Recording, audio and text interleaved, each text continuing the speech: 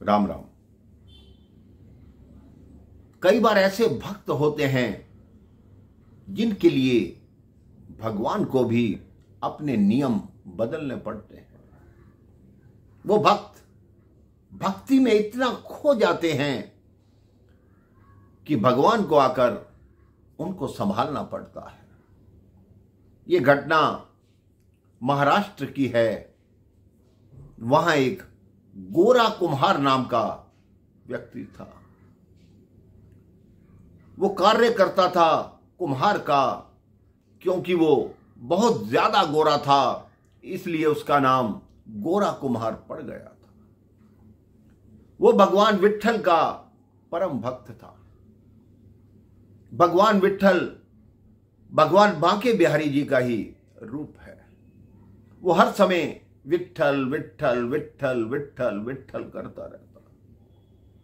उसका एक 8-9 माह का छोटा सा बेटा था। उसने बेटे का नाम भी विट्ठल रखा। उसको यह था कि मैं अपने बेटे को भी पुकारूंगा तो भगवान का नाम ही पुकारा जाएगा। पुराने समय में यही होता था। लोग अपने बालक और बालिकाओं के नाम भगवान के नाम पर रखते थे, ताकि जब अंत समय आए हम उनको पुकारें तो हमारे मुख से भगवान का नाम निकले। एक दिन की बात, गोरा कुम्हार अपने घर में, अपने आंगन में एक गड्ढे में मिट्टी रौंद रहे थे, क्योंकि उनको मटका बनाने थे। उनकी पत्नी ने कहा कि मैं कुएं पे पानी भरने जा रही हूं, ये आपका पुत्र यहां लेटा हुआ है, अभी सो रहा है, जैसे ही आवाज दे या उठे तो इसको देख लेना। गोरा कुम्हार अपनी मस्ती में थे, मिट्टी को रौंद रहे थे और हे विट्ठल, हे पांडुरंगा विट्ठल, हे विट्ठल, हे विट्ठल, हे विट्ठल मिट्टी रौंदते जाएं और यही बोलते जाएं। बच्चे की नींद खुली। वो घुटनों के बल चलकर इधर उधर देखा। मां दिखाई नहीं दी, पिता दिखाई दिए। वो पिता के पास आ रहा था, उस मिट्टी के गड्ढे में गिर गया। गोरा कुम्हार को कुछ नहीं पता कि मेरा पुत्र कहां गिर गया। वो तो हे विट्ठल भगवान के ध्यान में मग्न थे। उनकी तार भगवान से मिल चुकी थी। उनको पता नहीं लगा कि जहां पुत्र गिरा था, रोंते रोंते मिट्टी एक पांव बच्चे के सर पे आया, दूसरा बच्चे की कमर पे आया और बच्चा मिट्टी में धंस गया। लेकिन फिर भी उनको ज्ञात नहीं। कुछ ही देर में उनकी पत्नी पानी भर कर आई।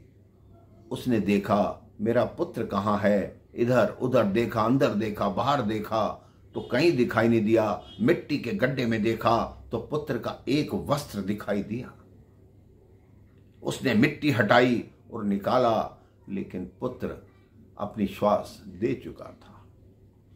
वो बहुत जोर जोर से विलाप करने लगी कि आपके भगवान ने मेरे पुत्र को छीन लिया।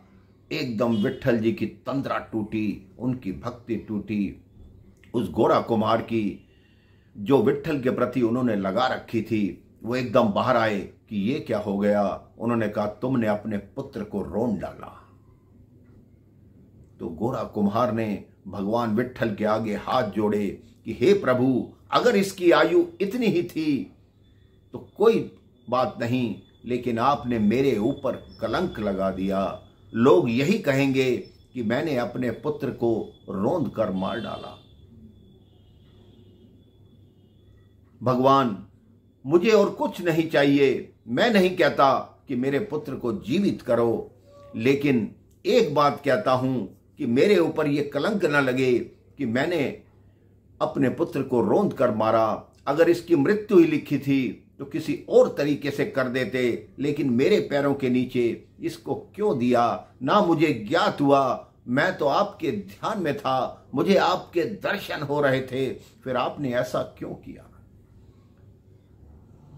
जब गोरा कुम्हार ने ऐसा कहा तो भगवान ने अपना चमत्कार दिखाया।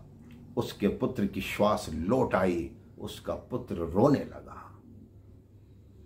तो ऐसे हैं भगवान, जो अपने भक्त के हित के लिए जो अनहोनी भी होती है उसको होनी करके दिखा देते हैं।